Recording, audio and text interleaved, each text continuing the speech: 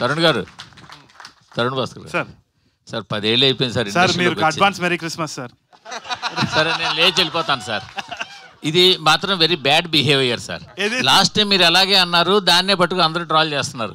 అంటే మేము అనలేమా మిమ్మల్ని ఓ ఫ్లాప్ డైరెక్టర్, ఓ ఫ్లాప్ హీరో, ఫ్లాప్ అని చెప్పి మేము మాట్లాడలేమా? దాన్ని పట్టుకు అందరూ ట్రాల్ అది కరెక్ట్ కదదు సార్.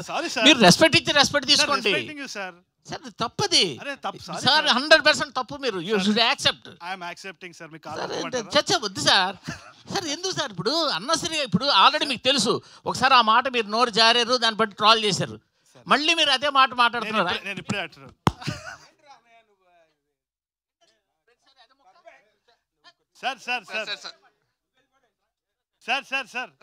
సార్ మళ్ళీ మనం మెసేజ్ చేసుకుంటాం, మాట్లాడుకుంటాం, ఎందుకు సార్ అది?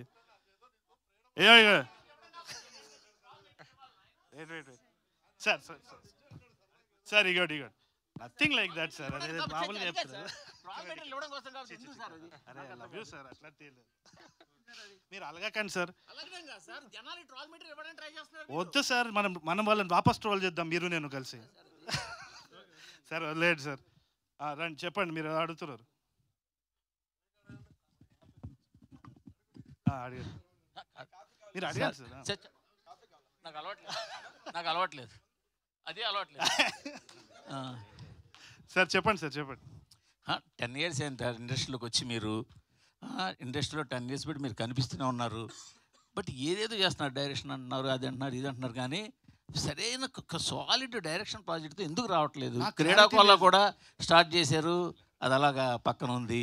నాకేంటంటే సార్, చిన్నప్పటి నుంచి నాకు క్లారిటీ లేదని మా నాన్న తిట్టేది, అట్లనే ఉన్నా నేను అంతే. ఇంకా నాలాంటోడు చాలా మంది ఉంటారు ఇట్లా క్లారిటీ, పొద్దున్న లేస్తా పతంగ ఎగరేద్దాం అనుకుంటా, మళ్ళీ సాయంత్రం వచ్చి డైరెక్షన్ అనుకుంటా. నేను జెన్యూన్గా చెప్తున్నా, నేను జోక్ చేస్తలేను.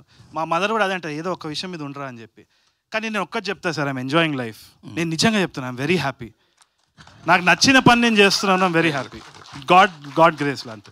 అంటే సురేష్ మూవీస్లో చిరకాలంగా అక్కడ సినిమా చేయడం కోసం ఉండిపోవడం వల్ల మీ డైరెక్షన్ కెరీర్ ఇలాగా రకరకాలుగా బ్రేకులు పడిపోతుంది అనుకోవచ్చా?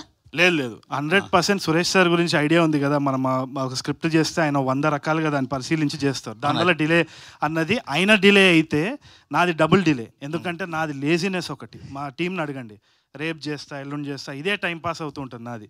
సో రెండు ఇదనొచ్చు. కాకపోతే ఒకటి మాత్రం గుర్తించాలి సార్, అయినా కానీ పెళ్లి చూపులు గుర్తించలేదంటే నేను నథింగ్.